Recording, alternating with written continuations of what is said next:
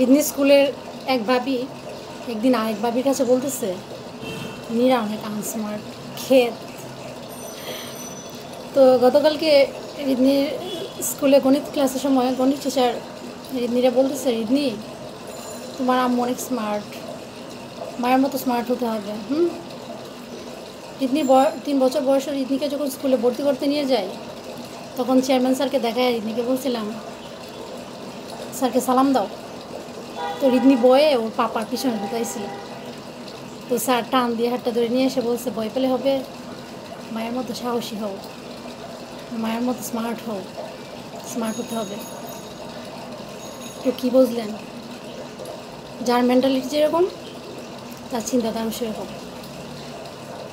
এছাড়াও জীবনে বহু মহিলা, বহু মানুষ বহুভাবে প্রশংসা করেছে, এটা নিয়ে গর্ব করার কিছু নাই। শুকরিয়া মন রবের কাছে, যিনি সব কিছু দান করার মালিক।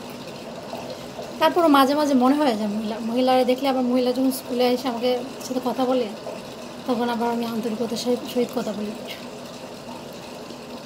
মহিলার সাথে, কিন্তু ওনার ফেসটা দেখলে আমার মনে হয় যে এই কথাগুলো, যদিও যার কাছে বলছিল সে কিন্তু এটা পজিটিভলি করে না। সে কিন্তু আমাকে এসে বলতেছে, এমনভাবে বলছিল যে সে তোরা আনস্মার্ট বলে মনে করে, মাথার উপরে সানগ্লাসটা গুঁজে রাখলে মনে হয় স্মার্টনেস।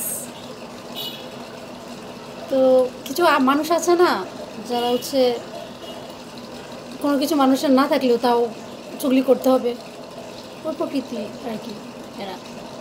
যা হোক, আল্লাহ সকল প্রকার গুনাহ থেকে সবাইকে হেফাজত করুক, সবাইকে হেদায়েত দান করুক, আমিন।